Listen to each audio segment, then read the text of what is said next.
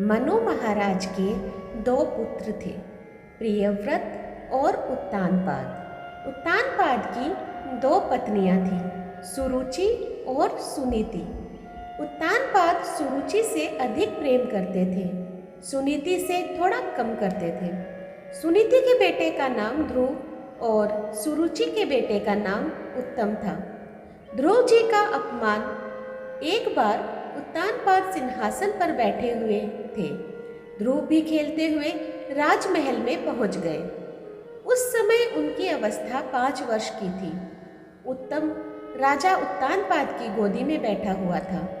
ध्रुव जी भी राजा की गोदी में चढ़ने का प्रयास करने लगे। सुरुचि को अपने सौभाग्य का इतना अभिमान था कि उसने ध्रुव को डांटा और कहा, इस गोद में चढ़ने का तेरा अधिकार नहीं है। अगर इस गोद में चढ़ना है तो पहले भगवान का भजन करके इस शरीर का त्याग कर और फिर मेरे गर्भ से जन्म लेकर मेरा पुत्र बन, तब तू इस गोद में बैठने का अधिकारी होगा। ध्रुव जी रोते हुए अपनी माँ के पास आए, माँ को सारी व्यथा सुनाई। सुनीति ने सुरुचि के लिए कटु शब्द नहीं बोले। उसे लगा यदि मैं उसकी बुराई करूंगी तो ध्रुव के मन में हमेशा के लिए वैर भाव के संस्कार जग जाएंगे। सुनीति ने कहा, ध्रुव, तेरी विमाता ने जो कहा है सही कहा है बेटे। यदि भिक्षा मांगनी है तो फिर भगवान से ही क्यों न मांगी जाए। भगवान तुझ पर कृपा करेंगे, तुझे प्रेम से बुलाएंगे और गोद में भी बिठाएंगे। अब तुम वन में जाकर नारायण का भजन करो। नारद जी द्वारा मार्गदर्शन। बालक ध्रुव माँ का आदेश पाकर चल पड़े। जैसे ही चले, भगवान के रास्ते पर नगर से बाहर निकलते ही उनको देवर्षि नारद भी मिल गए। हम भगवान के रास्ते पर चले तो सही, उनसे अपने आप सहायता मिल ही जाएगी।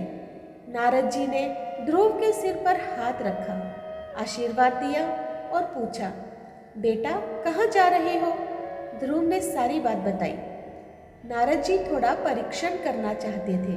5 वर्ष का बालक भगवान के दर्शन के लिए भयंकर वन में जा रहा है। नारद जी जानते थे कि ये झगड़े के कारण निकल आया है। वो देखना चाहते थे कि कहीं ये बीच में से ही न लौट जाए। नारद जी ने कहा, बेटा 5 वर्ष की तेरी अवस्था है, तेरा मान क्या तेरा अपमान क्या। अगर माँ ने कुछ कह भी दिया तो 5 साल के बच्चे के लिए क्या बड़ी बात है। तूने जो भगवान के साक्षात्कार का रास्ता अपनाया है वो आसान रास्ता नहीं है। बड़े बड़े संत लोग घर छोड़कर आ जाते हैं, उनके बाल सफ़ेद हो जाते हैं, फिर भी सबको भगवान नहीं मिलते। ये बड़ा कठिन रास्ता है, एक बार विचार कर लो। ध्रुव जी ने कहा, महाराज आप मेरे रास्ते में सहयोग कर सकते हो तो करिए, अन्यथा मुझे सलाह मत दीजिए, मैं ये रास्ता छोड़ने वाला नहीं हूँ।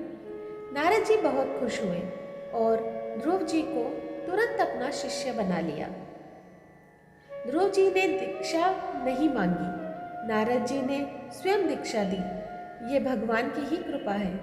नारद जी ने कहा, बेटा मैं तुमको मंत्र दूंगा। नारद जी ने ध्रुव को 12 मंत्र दिया, ओम नमो भगवते वासुदेवाय, और कहा, बेटा वृंदावन में जाकर इस मंत्र का जप करना और मन, वाणी और कर्म से ठाकुर जी की सेवा करना। ध्रुव जी मधुवन में आकर साधना करने लगे। नारद जी बहुत खुश हुए और ध्रुव जी को तुरंत अपना शिष्य बना लिया। ध्रुव जी ने की कठिन साधना। ध्रुव जी अन्न जल का त्याग करके भगवान के ध्यान में लगे। साधना करते करते ध्रुव जी को भजन में इतना रस आने लगा कि अंगूठे के सहारे खड़े हो गए, हाथ जोड़ लिए और भगवान का ध्यान हृदय में किया। वही परमात्मा सब जगह है, विद्यमान है, ऐसा ध्यान करके अपने प्राण को रोक लिया। ध्रुव जी ने जैसे ही प्राण को रोका, सारे संसार के प्राण रुक गए। संसार के लोग छटपटाने लगे।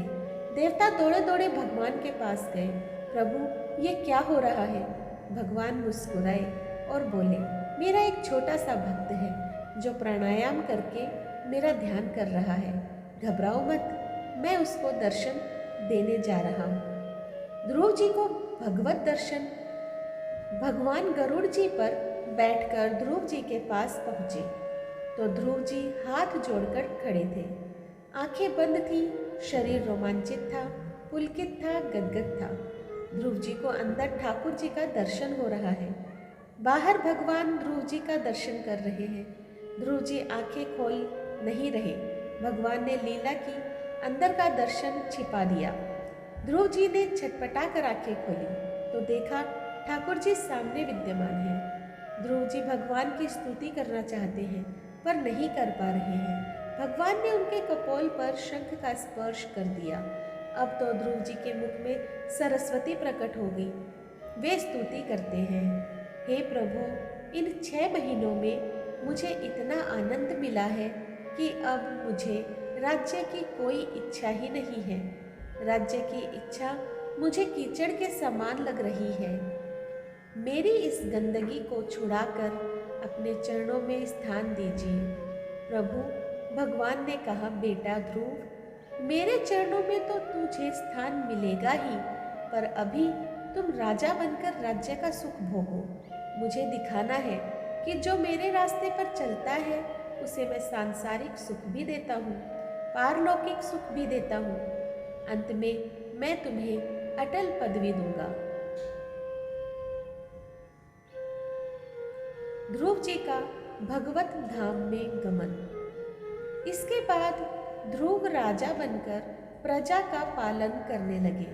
36,000 वर्ष तक पृथ्वी का शासन करने के पश्चात वे राज्य का भार अपने पुत्र को सौंपकर बद्रिक आश्रम चले गए और वहां जाकर भजन करने लगे। बहुत समय बीतने के बाद भगवान ने ध्रुव जी को लेने विमान भेजा।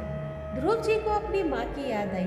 उन्होंने कहा, भगवान, मेरी माँ की प्रेरणा से मुझे आपकी प्राप्ति हुई है, अतः मैं माँ को साथ लेकर जाऊंगा। भगवान ने कहा, देखो, तुम्हारे आगे तुम्हारी माँ का विमान जा रहा है। इसके बाद ध्रुव जी विमान में बैठ गए और ध्रुवलोक पहुंच गए, जिसकी सप्त ऋषि परिक्रमा करते हैं।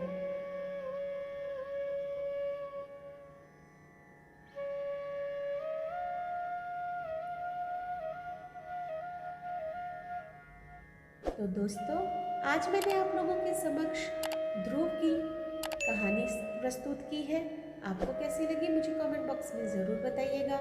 जो लोग मेरे चैनल पे नए हैं प्लीज़ सब्सक्राइब कर दीजिए, लाइक कीजिए, शेयर कीजिए अपने दोस्तों और परिवार में, और इसी तरह मेरा सहयोग करते रहें। दोस्तों, आप में से बहुत जन मेरे व्लॉग्स देखते हैं पर सब्सक्राइब नहीं करते हैं, तो प्लीज़ जो ये रेड कलर का सब्सक्राइब बटन जो आपको नीचे दिखाई दे रहा है उस पर सिर्फ एक क्लिक कर दीजिए और मेरे चैनल को सब्सक्राइब कर दीजिए। धन्यवाद।